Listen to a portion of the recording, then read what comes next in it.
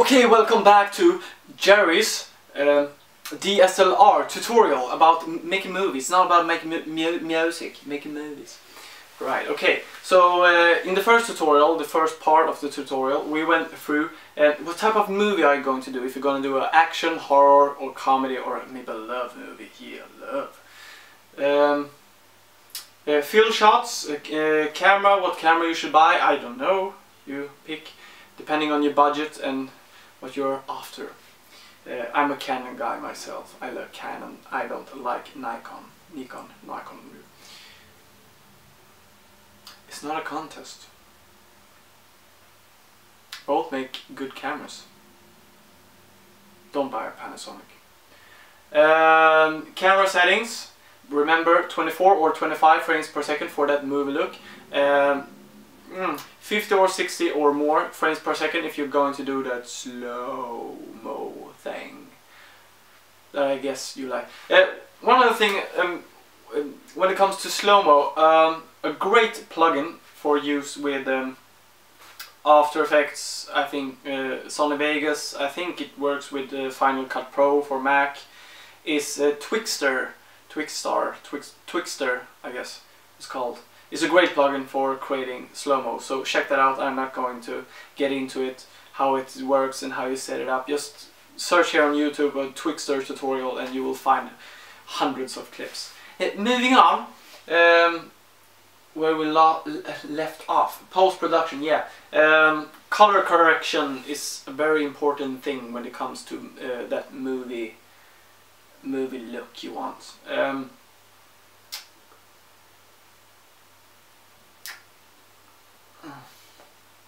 It really depends on what type of feel you the feeling you wanted to give to the audience when they are watching your clip. Most love scenes have that warm type of feeling, you know, that yellowish type of feeling, like this. Or maybe the dream look, you know, where it's like glowing and warm. Looks like maybe like this.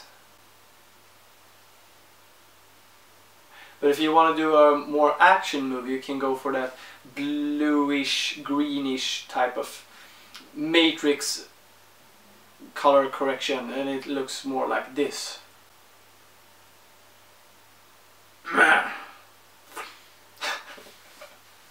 Back to my filter. Are we back? Good, great.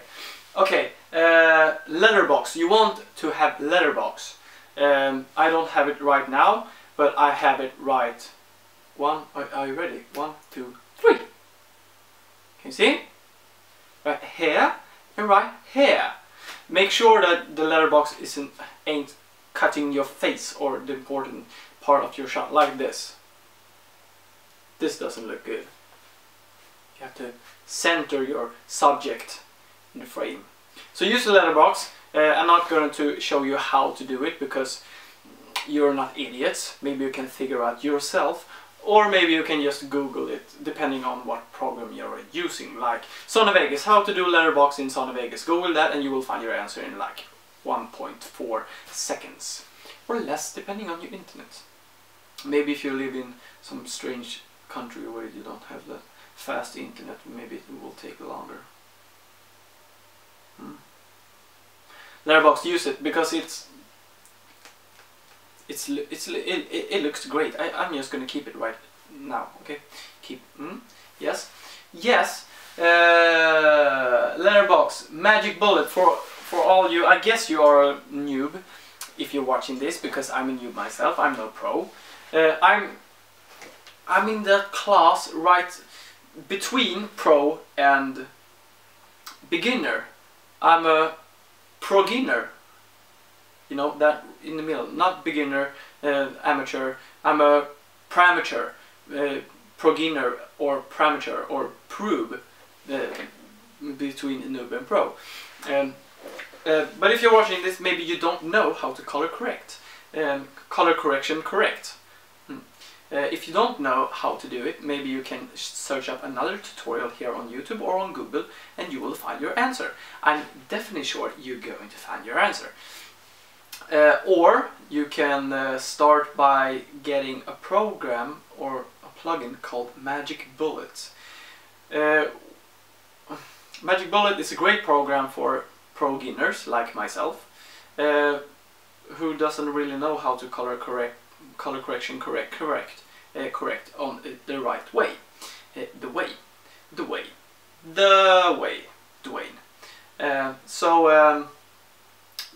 What it does is it lets you apply filters to your movie, kind of like Instagram for iPhone and Android and photos, you know. Filters like black and white, like this. This is a filter from Magic Bullet, black and white, for instance. Or maybe this filter is called Blockbuster. And this is a more warm type of filter right here, called Miami. And as you can see over my head, or between my face, I don't really know because I haven't edited this yet. It's darker. It's because it's for the sky, so the main color is in the sky. You know, all the Miami films and all the Los Angeles and California films, it has that yellow feel, warm color thing going on. So if you're like doing that, do that. Yes. Cutting. Well, I prefer to have multiple cameras when I'm doing the shot, especially when I'm doing dialogues, so I can have one camera straight to one person's face from over the shoulder, as it's called, over the shoulder shot to his face, and you can cut between the faces. But if you don't have multiple cameras, like you usually don't, you just have to record your clip more times and cut it in between. If you look at my movie Soran städar, it's a clip on my friend Sean Pierre, when he's cleaning outside our tattoo shop here in Stockholm called A&T. Check out that clip.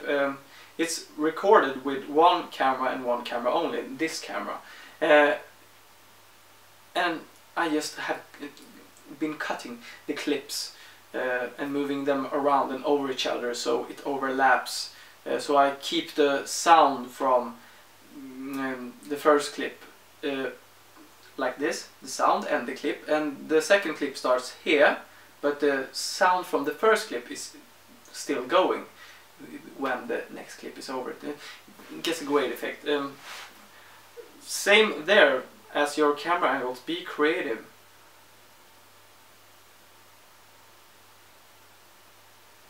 Can hold the face. I'm no good I'm no good actor. And that's about all.